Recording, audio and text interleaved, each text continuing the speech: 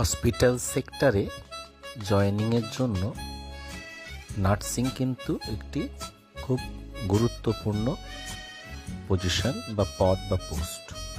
তোমরা ANM, critical care nursing, জিডিআইসিসিউ, GNM, BSc nursing, PBBSc nursing directly পড়তে পারো, কাউন্সেলিংয়ের জন্য যোগাযোগ করতে পারো। তাছাড়াও বিভিন্ন ধরনের